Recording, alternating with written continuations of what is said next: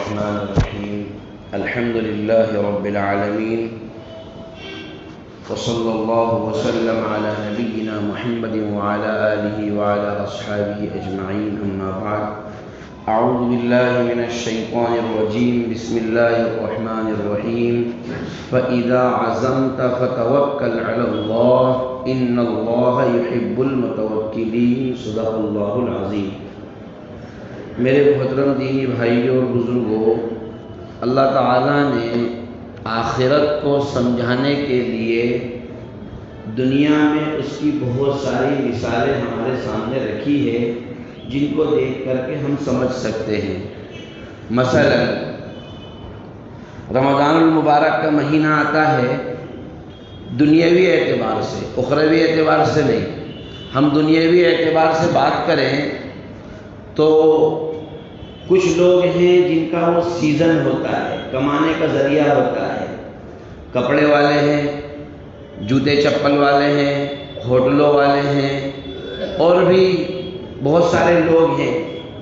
تو وہ کیا کرتے ہیں، وہ کام جو سیزن میں نہیں ہوتا، وہ کوالٹی اور وہ ویرائٹی جو آؤٹ سیزن میں نہیں رکھتے ہیں، سیزن میں بڑھا لیتے ہیں۔ چپل والوں کو دیکھیے، وہ کوالٹی بڑھا لے گا۔ بیکری والوں کو دیکھیے، وہ آئٹم بڑھانا شروع کر دیں گے، نان بھی بنائیں گے، شیرمال بھی بنائیں گے اور طرح طرح کے بسکٹ بھی بنائیں گے۔ ہوٹلوں والوں کو دیکھیے کہ ان کا اسٹاک بڑھ جائے گا۔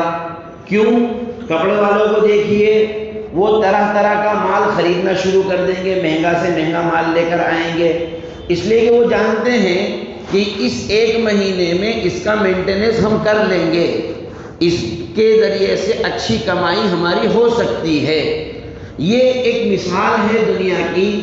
اللہ تبارک و تعالی نے رمضان المبارک کا یہ مقدس مہینہ جو نیکیوں کے سیزن کے لیے ہمیں عطا فرمایا، اس میں بندہ مومن جو حقیقت میں اس سیزن سے فائدہ اٹھانا چاہتا ہے تو وہ اپنی عبادات کی کوالٹی بڑھا دیتا ہے۔ مثلا عام دنوں میں 5 وقت کی نمازیں پڑھ رہے تھے، بس 5 وقت کی نمازیں، قرآن کی تلاوت کا اہتمام نہیں تھا، لیکن رمضان میں قرآن کی تلاوت، یہ ایک کوالٹی بڑھ گئی۔ عام دنوں میں تہجد کا اہتمام نہیں تھا، رمضان المبارک میں تہجد کا اہتمام بھی شروع کر دیا، ایک کوالٹی یہ بڑھ گئی۔ عام دنوں میں تراویح نہیں ہوتی ہے، رمضان میں تراویح پڑھ رہے ہیں، ایک کوالٹی یہ بڑھ گئی۔ تو یہ انسان کو اللہ تبارک و تعالیٰ نے آخرت کمانے کے لیے دنیا کی مثالوں کے ذریعے سے واضح کیا ہے، اس لیے کہ مسئلہ کہاں جا کر اٹکتا ہے، پریشانی کہاں جا کر ہوتی ہے، جب آدمی خود نہ کرنا چاہے تو پھر اس کا کوئی حل نہیں ہے۔ قرآن کریم میں اللہ تبارک و تعالیٰ نے ارشاد فرمایا فَإِذَا عَزَمْتَ فَتَوَكَّلْ عَلَى اللَّهِ، تم نے اگر کسی کام کے کرنے کا پختہ ارادہ کر لیا ہے، مجھے یہ کام کرنا ہے، اب اگلا میٹر فَتَوَكَّلْ عَلَى اللَّهِ، اللہ کے حوالے چھوڑ دو، اللہ تبارک و تعالیٰ اس کے لیے راہیں خود بخود تمہارے لیے تیار کر دے گا۔ اللہ خود بخود تمہارے لیے راستے ایسے سجھا دے گا، تمہارے دنیا کے کام بھی نہیں رکیں گے، عبادات کے کام بھی نہیں رکیں گے، تمہاری دنیا بھی تمہارے قدموں میں آئے گی اور آخرت کا نامہ اعمال بھی تمہارا بڑھتا چلا جائے گا۔ ان اللہ یحب المتوکلین، اور فرمایا اللہ تبارک و تعالی جو بندے اللہ پر اعتماد اور بھروسہ کرتے ہیں، توکل کرتے ہیں، اللہ ایسے بندوں کو پسند فرماتا ہے۔ ایک صحابی رسول ہے حضرت ابو ذر غفاری رضی اللہ تعالی عنہ، ملک شام کے علاقے میں قبیلہ بنو غفار سے تعلق رکھتے تھے۔ جناب رسول اللہ صلی اللہ علیہ وسلم نے جب نبوت کا اعلان فرمایا تو آپ علیہ السلام کی نبوت کے چرچے چاروں طرف ہونے لگے، تو ابو ذر غفاری کو بھی اس کا علم ہوا۔ انہوں نے آزمائش کے لیے اور امتحان کے لیے پہلے اپنے بھائی کو مکہ بھیجا، اور جا کر کے معلومات کریں کہ جو شخص نبی ہونے کا دعویٰ کرتا ہے ذرا اس کی پرسنل ڈیٹیل، اس کا لائف اسٹائل کیسا ہے، وہ کیسے ہیں، کیا بتلاتے ہیں، کن چیزوں سے منع کرتے ہیں۔ ان کے بھائی آئے، پورا امتحان لیا، پوری جانچ پڑتال کی، اور جو انہوں نے دیکھا وہ رپورٹ اپنے بھائی کو جا کر پیش کر دی۔ انہیں یقین نہیں آیا، خود قبیلہ بنو غفار سے چل کر کے مکہ مکرمہ آئے، اور مکہ مکرمہ آنے کے بعد کسی کو بتلایا نہیں انہوں نے کہ میں کون ہوں۔ لوگ، عربوں کا دستور تھا، کسی پردیسی آدمی کو دیکھتے، مسافر کو دیکھتے تو اس کی ضیافت کرتے، کھانے کا پوچھتے، اپنے گھر اس کو ٹھہراتے۔ حضرت علی رضی اللہ تعالیٰ عنہ سے ان کی ملاقات ہو گئی۔ اب حضرت علی رضی اللہ عنہ سمجھے کہ کوئی مسافر آدمی ہے، اپنے گھر لے کر چلے گئے، کھانا وانا کھلایا، دعوت کی، جو خدمت ان کو کرنا تھا۔ 1 دن 2 دن 3 دن اس طرح سے ہوا، حضرت علی کی بھی ہمت نہیں ہوئی۔ وہ سمجھے ہو سکتا ہے بیچارے کوئی کام سے آئے ہوں گے، کام نہیں ہوا تو گھر نہیں گئے۔ تیسرے دن حضرت علی رضی اللہ تعالیٰ عنہ نے ان سے پوچھ ہی لیا، تو انہوں نے اپنے آنے کا مقصد جب واضح کیا، وہ دور مخالفت کا دور تھا۔ وہ دور ایسا تھا کہ جب معلوم پڑ جائے کہ فلاں شخص مسلمان ہیں تو اس کے ساتھ زد و کوب کا معاملہ ہوتا تھا، مار پیٹ کا معاملہ ہوتا تھا۔ یہ جو جس دور سے ہم گزر رہے ہیں یہ کچھ بھی نہیں ہے اس کے آگے۔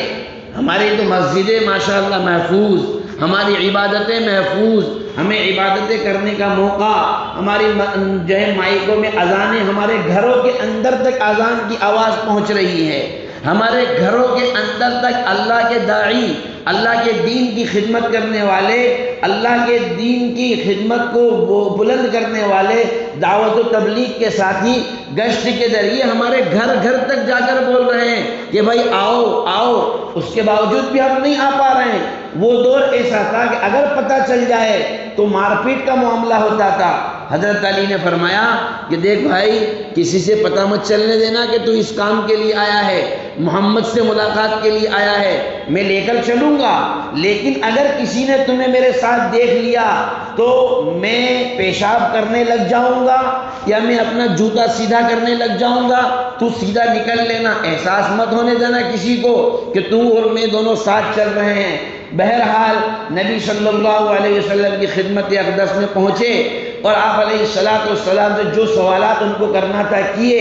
ان کے دل میں اللہ، چونکہ تلاش تھی حق کی تلاش تھی، ایک ارادہ کر کے آئے تھے کہ جو بات صحیح ہوگی میں اس کو قبول کروں گا۔ اللہ تبارک و تعالیٰ نے ہدایت کا نور، ایمان کا نور جناب رسول اللہ صلی اللہ علیہ وسلم کے واسطے سے دل میں اتار دیا، اور آپ علیہ السلام نے کہا ان سے کہ ابھی بتانا مت کسی کو بتانا مت کہ تم مسلمان ہو گیا ہے۔ کہنے لگے کیسا ہو سکتا ہے، میں تو کھلم کھلا سب کو جا کر کے، اور حرم میں گئے، سب کو جا کر کے اعلان کروں گا، اور زور سے کلمہ شہادت پڑھا۔ اب مشرکین ٹوٹ پڑے ان کے اوپر اور ان کو مارنے لگے۔ حضرت عباس رضی اللہ تعالی عنہ بیچ میں آئے اور کہنے لگے ارے یہ بنو غفار کا آدمی ہے، ملک شام سے تمہارا غلہ آتا ہے، اگر اس نے وہاں جا کر تمہاری شکایت کر دی تو تمہارا دانا پانی بند ہو جائے گا۔ دیکھو کفر جو ہے نا، مشرکین ہمیشہ دنیا کے بدلے دبتے رہے ہیں، ان کو دنیا دکھا دو وہ دب جائیں گے، کیونکہ ان کی نظر میں دنیا ہی سب کچھ ہے۔ جیسے ہی انہوں نے سنا کہ یہ ملک شام کے علاقے کا رہنے والا ہے، اگر اس کو ماریں گے تو اناج نہیں ملے گا، فوراً چھوڑ دیا۔ فوراً کیا کیا؟ چھوڑ دیا۔ 2 دن 3 دن تک ایسے ہی کرتے رہے۔ تاریخ میں لکھا ہے حضرت ابو ذر رضی اللہ تعالیٰ عنہ کے حالات میں کہ جس دن سے ایمان لائے تھے اس دن سے ان کی موت تک وہ اپنے ایمان پر اسی حوصلے اور اسی جذبے کے ساتھ قائم رہے، اور دنیا کی تمام مخالفتیں ان کا ذرا سا بھی بال باقا نہیں کر پائی، حتیٰ کہ ان کا انتقال بھی اسی کیفیت پر ہوا ہے۔ یہ فَإِذَا عَزَمْتَ فَتَوَكَّلْ عَلَى اللَّهِ، اگر اللہ پر اعتماد کر لیا ہے، ہم نے کسی عمل کے کرنے کا، ہم نے یہ پختہ ارادہ کر لیا کہ اس رمضان میں ہم کو سارے گناہ چھوڑ دینا ہے، اب اللہ پر بھروسہ کرو، اللہ تمہارے تمام گناہ چھڑوا دے گا۔ ہم نے پختہ ارادہ کر لیا ہے کہ جیسے نمازوں کا اہتمام ابھی کر رہے ہیں پورے سال کریں گے، آپ پختہ ارادہ کر لیں، اللہ تبارک و تعالی رمضان کے بعد بھی تمہاری دکان سے اٹھا کر کے مسجد میں لا کر کے کھڑا کرے گا۔ ہم نے ارادہ کر لیا ہے کہ ابھی قرآن پڑھ رہے ہیں، پورے سال پڑھیں گے انشاءاللہ، پختہ ارادہ کر لیا، اللہ وہ کیفیت پیدا کر دے گا کہ دکان پر جائیں گے تو دکان پر گراہک سے بعد میں بات کریں گے، پہلے اللہ کا کلام ہماری زبان پر ہوگا۔ اس لیے ہم یہ عبادات کے معاملے میں خالص رمضان کی حد تک نہ رہیں، پختہ ارادہ کریں انشاءاللہ کہ ہم ایک ایسے ماحول کو ہمیشہ زندہ رکھیں گے، آگے کا کام اللہ تبارک و تعالیٰ کا ہے، وہ ہمارے لیے راہیں کھولے گا۔ اللہ تعالیٰ ہم سب کو کہنے سننے سے زیادہ عمل کی توفیق عطا فرمائے، اللہ ہم سب کی اصلاح فرمائے، وما توفیقی الا باللہ۔